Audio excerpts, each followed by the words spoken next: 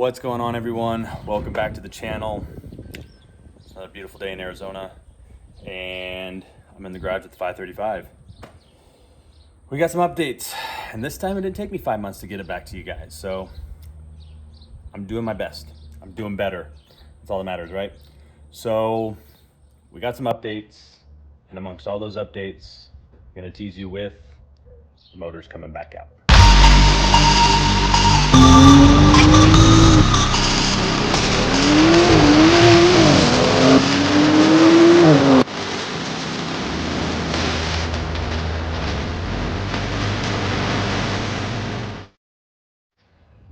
So it's not that bad though, I swear. It's fine. It's fine. Everything's fine. I'm fine. It's fine.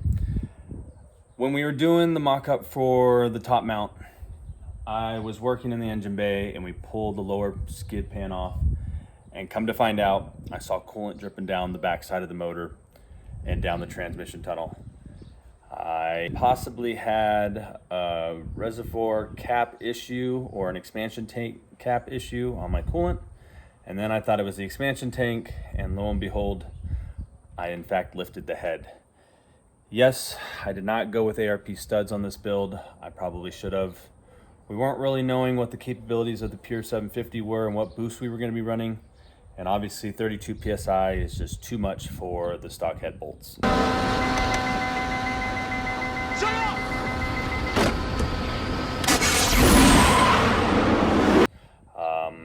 The majority of the head bolts are 11 millimeters, but the outside ones are all 9 millimeters, and I'm guessing on the back side is where those 9 millimeters failed and stretched, and that's where we got our leaky head. So with that being said, I'm going to go ahead and pull the motor because we got some upgrades coming. Talking to my buddy Omar over at Vader Solutions, we were talking about what should I do if I pull the motor back out. Well, he's got an S55 crank for me. So we're gonna go ahead and toss an S55 crank in it. And we're gonna leave the pistons, leave the rods, they're all good. And then from there, we're gonna pull the head off. I'm going to machine the head out, and then I'm going to, on those 9 millimeter head studs, we're gonna go ahead and drill those out and tap them to an 11 millimeter so that we can put his ARP stud kit on the M55. Yes, it seems like a lot of work. I'm all for it. I can probably get it done in a weekend or two. Not too big of a deal. So that's where we're at with the motor. And on top of that, I think we're gonna do the epoxy closed deck on it. We obviously have the bigger turbo, and now we know the turbo is capable of doing a lot more power, as well as now with the crank and everything else done in the motor. Why not shoot for more? Why stop at 8? Why stop at 9? I don't know if we're gonna go that high, but we'll see. When finding this, what we were doing is we were doing the mock-up for the in-house performance top mount for the F10. That I don't think is going to happen. This packaging on this chassis is such a pain in the ass. The fitment for where I want the turbo to be up top, the collectors, the wastegate, everything is just not in a desirable location. It's a bummer. I really had high hopes for it, and I still might try to do it and see what happens with the motor out, and we'll have a little bit more liberty moving around the engine compartment and just see what we can muster up. But what it looks like right now is bottom mount, I believe, will work on this chassis, but we're gonna find out. There's been a little change to my plan since I started making the video. I had a few conversations, and I've actually come up with a new way I think I want to go with this manifold, and I'm going to be doing it. I just did the test fitment right now, and by the looks of it, I'll be able to do not just a bottom mount, but a lower bottom mount, and I'll try to show you guys in this video right here what I'm talking about. So the location of this turbo is going to be way down there by the transmission and kind of where the downpipe feeds. So I think this is where I'm gonna start with the mock-up of the manifold. I have some 3D printed runners that I'm gonna use to mock this up, and I'll be sure to get that on video for my next one and show you guys the process of making this manifold. But I think that's the route we're gonna go right now, and we'll see how it turns out. I'm excited, and I think this is something that'll work. I think it's a good design because it keeps the heat down low and it is easy to work on in that sense, since it'll be really low. It'll be right where the original factory exhaust meets the downpipe. So I think it's still easily accessible for working on it if you have to at the track or whatever the case might be. And then easy to service because the V-band of the exhaust, and right there, I think it'll be pretty easy to take out and take on or put on. And then also just keeping the heat down low, so I don't have to worry about anything up here at the top or the hood or the valve cover or anything like that. So I think this is gonna be a good design. We'll see. Like I said, I'm still gonna try to do the top mount, see how that turns out as well once we get the motor out, but those are the plans right now. So with that all being said, I wanted to kind of take this episode to go over my personal review of the Pure 750.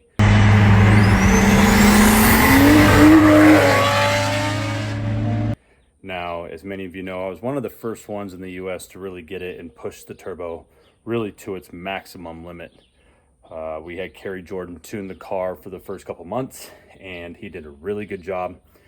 And once we got towards the point where we were making 27 to 28 PSI, he kind of asked me, do I want to really push the limits and go 100% wastegate duty cycle? And I opted in to do that just to see what we could really push out of this turbo. It's not my daily driver, so I don't put a whole lot of miles on it, and therefore I felt like it was okay to kind of take this route. So my personal opinion on the Pure 750 is it's an excellent turbo. I really wish Pure would make the 900 for the N55, but I know the market isn't really there right now. The Pure 750 really pushes the limits of the stock internals. I've so far spoken to at least 5 different individuals on social media that have all told me that they've had engine issues one way or another. One had actually cracked a piston, some had spun rod bearings, another one had a bent rod. So with that being said, this turbo definitely pushes the limits of this engine in its stock format. I opted to build this engine, and when I did, I used the forged rods and pistons. I kept the cast crank, and I actually kept the stock head bolts, which we are now learning we found the limits of that. So we ended up doing 100% wastegate duty cycle, and we were making about 32 PSI at its max effort. We dynoed during the summer, and this turbo did about 645 wheel horsepower at 638 foot-pounds of torque.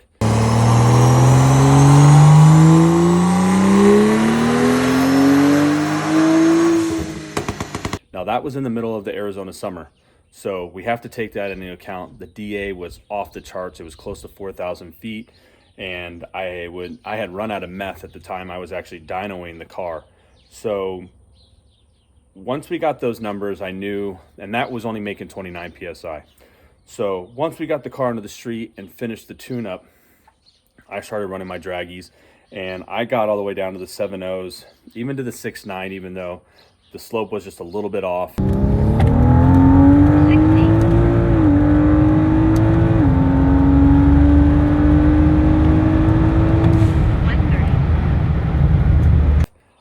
And with the calculation that they have online, you can actually take your draggy time, and there is a formula with your time and your weight, and it'll actually tell you what your wheel horsepower is, plus or minus 10-15 horsepower. Now, of course, as many of you know, yes, I'm running full E85. I was even running a little bit spicier in the E90s, but we brought it back down to E85 once we started to find the limits of the injectors. With those power numbers on this motor, you have to be really particular on who you choose to tune your motor if you choose to stay with stock internals. We all know that there's people out there, Steve from Wedge Performance and a couple other guys have tuned well into the 700s with stock internals. Now those were all on M235s and M2s that had the forged crank. But even with that being said, horsepower doesn't kill, torque kills. And the key to putting those power numbers in there with the stock internals is making sure your tuner is very aware of the torque curve. Too much of a torque curve or too violent of a torque curve in the beginning is what wreaks havoc on these engines. You have to be really steady with the torque curve and keep it on the lower end of probably, I would personally say, and Kerry agrees with me, Nothing over 600 foot-pounds of torque on these stock internals, or else you'll just start bending rods and seeing a slew of other issues. That was one of the number one questions that I got asked when I first had this turbo. How much lag does the Pure 750 have versus the Pure Stage 2? Now, many of you know I did have the Pure Stage 2 in the beginning, and I had that thing at max effort around 535 wheel horsepower, 540 I think on E50. So we had some issues with dynoing it, and then I ended up building the motor, so I didn't really get to really push the limits of it, but because I was short on the fuel system. So looking at the dyno graph side by side, here we have the Pure Stage 2, and you can see my peak torque's around 4,200 RPM, around 540 foot-pounds of torque. But here on the Pure 750, I hit peak torque around 4,500 RPMs, but it's almost 100 foot-pounds more. With that being said, this turbo has almost no lag. The only time you can actually see the lag versus the Pure Stage 2 is when I would try to do second gear launches. Second gear launches, you really have to load up on the Pure 750. But just like the Pure Stage 2, this thing blows the tires off first gear, second gear, third gear. I had the Continental Extreme Contact Cup 2s on here, and I was having third gear issues. I couldn't get traction once boost kicked in. It was just blowing the tires off in third gear.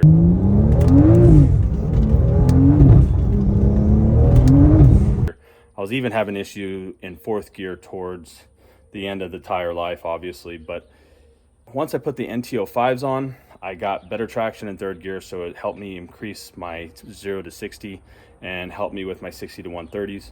Now, as many of you know, obviously, the N55 was not meant to push the limits.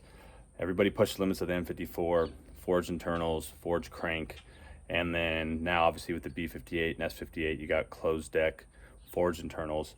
The N55 has forged rods, but it has a cast crank and it has hypertentic pistons. So with that combination, this motor was not made to produce power. It was made for reliability. A lot of people are starting to see bearing issues on these motors, and that's mostly just an oil starvation issue. I tell everybody before you put an aftermarket turbo on, upgraded turbo, to do a compression check, to do a leak down check, and to also send your oil in to get an oil analysis. That'll really tell you the health of your engine. And people ask me, what should I do before I put this turbo on? And that's what I recommend.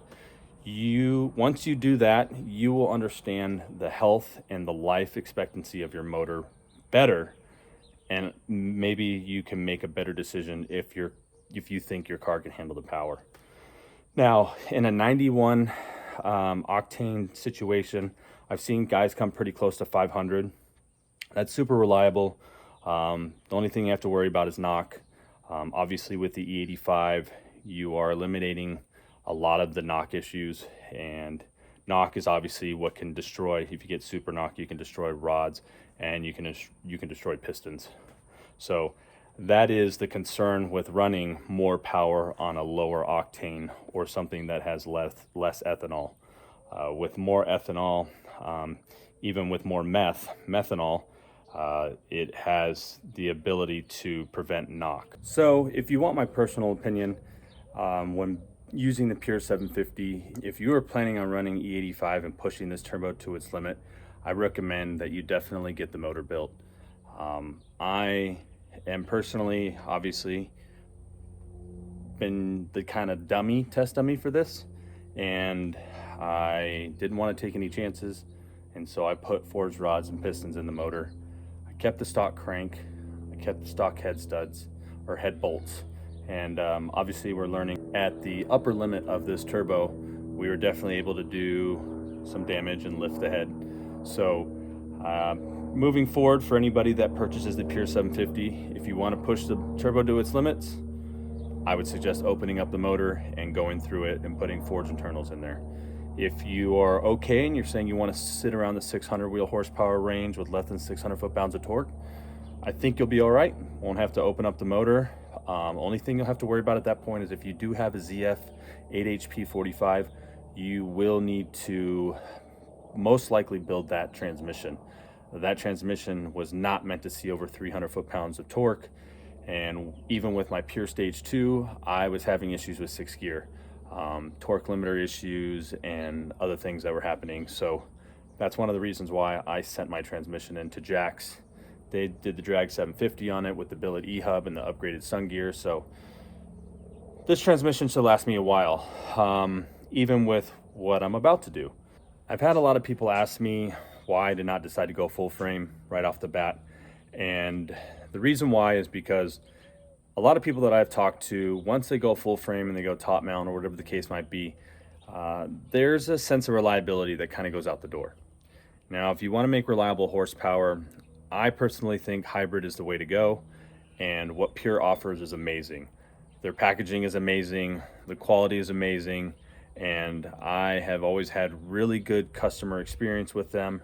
Jimmy and the guys there have treated me really, really well over the last 3-4 years that I've been working with them. It's kind of hard to not take that into consideration when looking for performance and upgrades like turbos.